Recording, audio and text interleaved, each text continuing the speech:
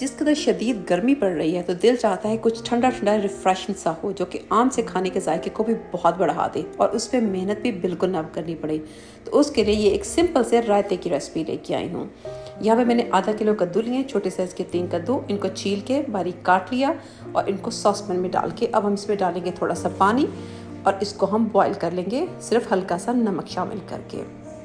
कद्दू के रायते के बहुत से बेनिफिट्स हैं और इसका जायका इतना उम्दा बनता है कि किसी को पता ही नहीं चलता कि इसमें कद्दू भी है।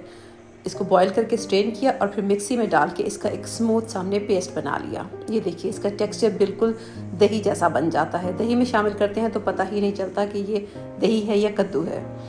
अब यहाँ पे मैंने तकरीबन 2 कप दही लिया है, होममेड है। आप अपनी मर्ज़ी से कम ज़्यादा कर सकते हैं, इसमें चीज़ों की कोई क्वांटिटी नहीं है। दही का ठंडा होना ज़रूरी है और ये कद्दू भी इनको पहले अच्छे से ठंडा करना है और फिर शामिल करना है। यहाँ पे मैं इसमें डाल रही हूँ सब्ज़ चटनी, जो मैंने धनिया, पुदीना, थोड़ा सा लहसुन और एक कच्ची कैरी डाल के और मैंने इसको बनाया है। बहुत ही रिफ़्रेशिंग किस्म की ये चटनी बनती है। बना के फ्रीज़ करके रखें और अपने खानों में कम मज़ा बढ़ाएं। अब इसको मिक्स किया, मुझे कुछ कम लगा टेस्ट के बगैर। मैंने देखा इसका कलर मुझे थोड़ा डल लगा तो मैंने थोड़ा सा और इसमें ऐड कर दिया। अच्छे से मिक्स कर लिया। अभी आप देख रहे हैं इसका टेक्सचर दही का। और यहाँ पे ये देखें, अब हम इसमें कद्दू का पेस्ट शामिल कर देंगे। जैसे मैंने कहा इसमें मेहनत बिल्कुल भी नहीं है, झटपट से बन जाएगा, लेकिन जायका इसका बहुत ही रिफ़्रेशिंग होता है। और तासीर तो ऑफकोर्स आपको पता है कद्दू कितना ठंडा होता है, तो गर्मियों में ऐसी चीज़ें अपने खाने में लाजमी शामिल करें। ये देखिए इसका टेक्सचर किस कदर क्रीमी साइज़ का टेक्सचर बना है।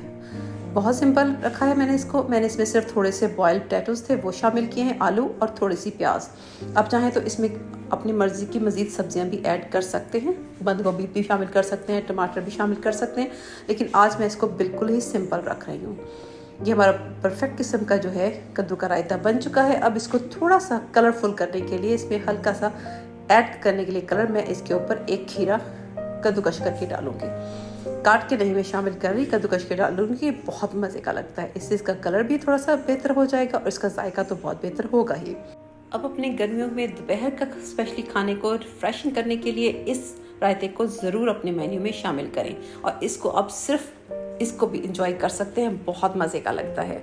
आई होप आपको आज की रेसिपी अच्छी लगी होगी।